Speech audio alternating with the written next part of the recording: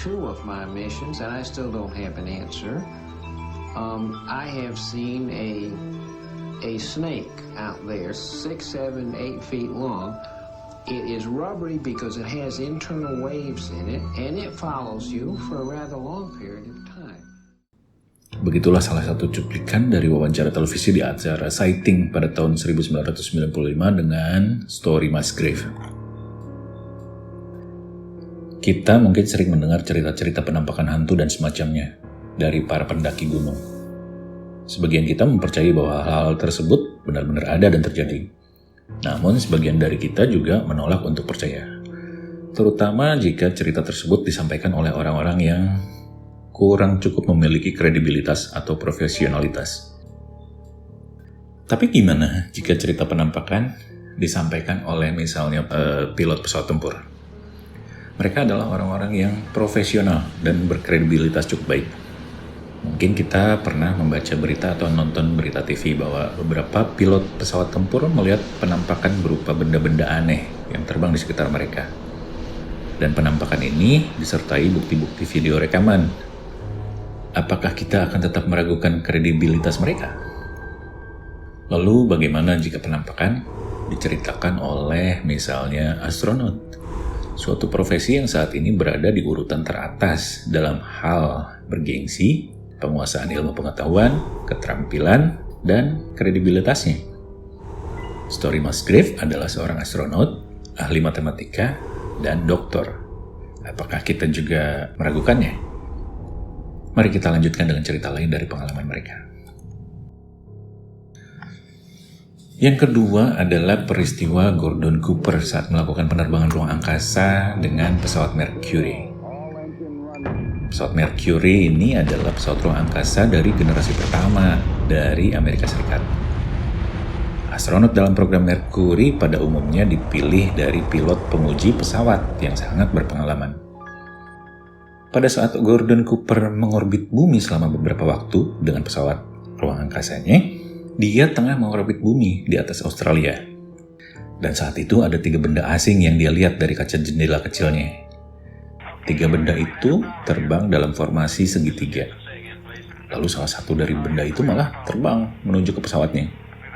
Gordon Cooper yang kaget kemudian melaporkan penampakan ini pada mesin kontrol.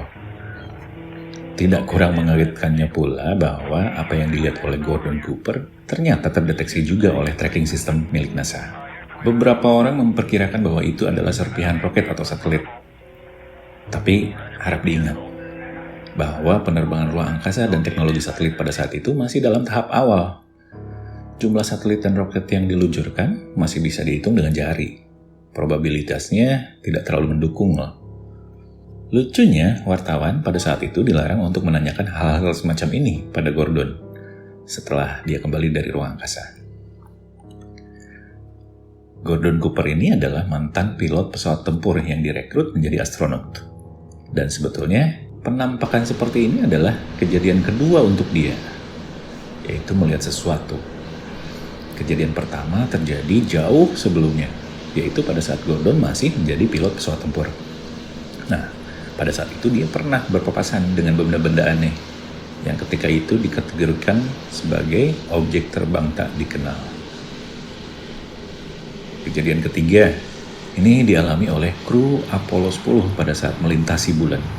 Apollo 10 ini adalah pesawat sebelum Apollo 11 yang mendarat di bulan. Jadi Apollo 10 ini tugasnya adalah pergi ke bulan tapi tanpa mendarat. Saat itu mereka tengah berada pada sisi jauh bulan sehingga tidak mampu berkomunikasi dengan mesin kontrol di bumi. 3 orang astronot pada pesawat Apollo 10 samar-samar mendengar musik yang aneh. Ini sudah pasti bukan halusinasi karena 3 orang mendengar hal yang sama. Dalam rekaman suara, terdengar kira-kira begini.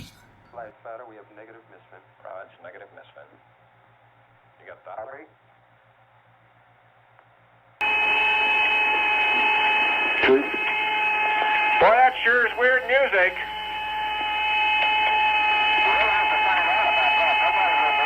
No.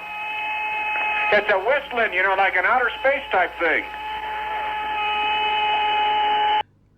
Guys, itu jelas sekali musik. Kita harus mencari tahu nanti. Nggak akan ada orang yang percaya sama kita. Apakah kita harus cerita sama orang lain? Kayaknya kita pikir-pikir dulu deh. Yang keempat adalah cerita dari Apollo 11. Nah, Apollo 11 ini adalah pesawat pertama yang mendarat di bulan. 1, 0, all engine running.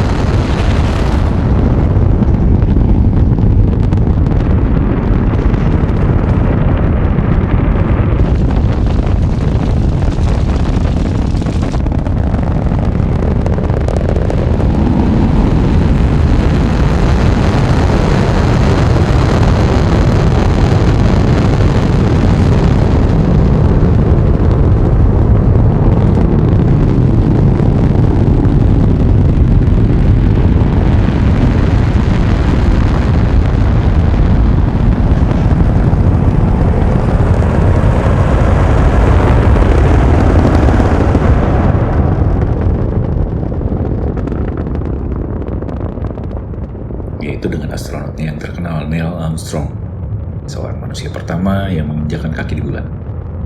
Ya, memang ada beberapa orang yang meragukan pendaratan di bulan ini. Tetapi anggaplah bahwa ini memang benar ya. Jadi pada saat Neil Armstrong sampai di bulan, kita mendengar kalimat pertama yang diucapkan adalah That's one small step for man, One small step for man, one giant leap for mankind. Yang artinya kira-kira satu langkah kecil seorang manusia, satu lompatan besar untuk seluruh umat manusia. Tapi, Anda tahu tidak bahwa itu ternyata tidak benar? Bukan hal itu yang diucapkan pertama kali oleh Neil Armstrong pada saat menginjakkan kaki di bulan. Karena transmisi selama 2 menit pertama telah disensor. Neil Armstrong ternyata mengucapkan hal seperti ini. Benda itu besar, Pak. Luar biasa besar. Oh Tuhan, kalian tidak akan percaya ini. Kubilang, ada pesawat ruang angkasa lain di sana. Berjajar di sisi lain dari jurang kawah.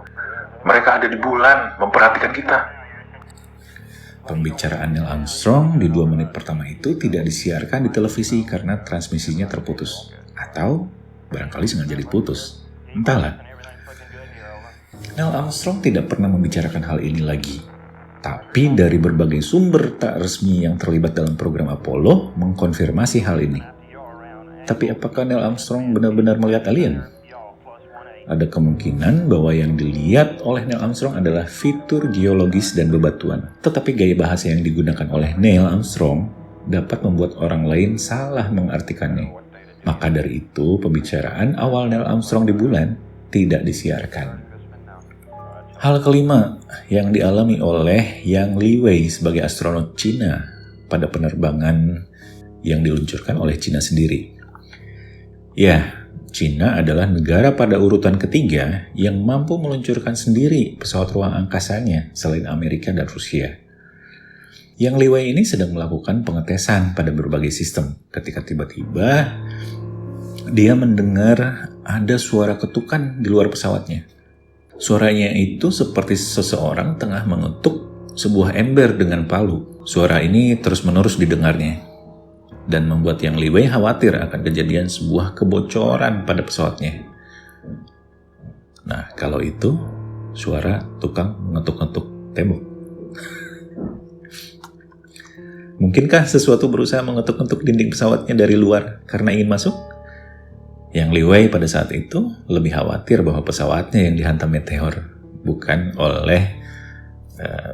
oleh seseorang yang berusaha masuk dari luar. Seolah bukan suatu kebetulan belaka bahwa suara semacam ini didengar oleh rekan-rekan yang sesama astronot Cina pada penerbangan ruang angkasa yang lainnya.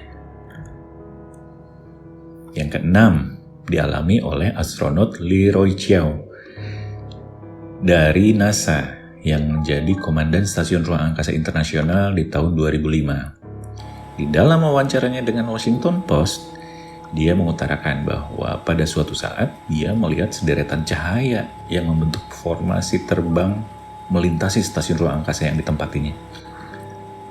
Anggota kru lainnya di stasiun ruang angkasa juga melihat. Yang ketujuh, astronot NASA bernama Chris Hadfield ketika ditanya apa yang membuatnya takut ketika di ruang angkasa menjawab seperti ini. Kadang-kadang saya mendengar suara berdenting. Dan saat Chris melihat keluar, solar panel yang memberi tenaga listrik pada Stasiun Ruang Angkasa Internasional terlihat penuh lubang seperti tertabrak meteor mikro. Space, the final frontier. Manusia adalah apex predator di permukaan bumi. Tetapi di ruang angkasa, manusia tidak berdaya seperti bayi yang baru berjalan. Tubuh manusia sama sekali tidak dirancang untuk hidup di ruang angkasa. Selama ratusan ribu tahun, tubuh manusia telah beradaptasi dengan lingkungan di permukaan bumi. Dari lingkungan terpanas di gurun, lingkungan terlembab di daerah tropis, sampai lingkungan terdingin di daerah kutub. Tapi manusia sama sekali belum beradaptasi untuk lingkungan ruang angkasa. Namun demikian, manusia telah berencana untuk tinggal lebih lama dan terbang lebih jauh lagi ke kedalaman ruang angkasa, jauh dari yang pernah dilakukan sebelumnya. Dan perjalanan ini dipastikan akan sangat berpengaruh terhadap tubuh manusia, seperti yang sudah terlihat pada penerbangan-penerbangan di orbit bumi. Ada masalah yang lebih berat selain dari ketiadaan gravitasi di ruang angkasa.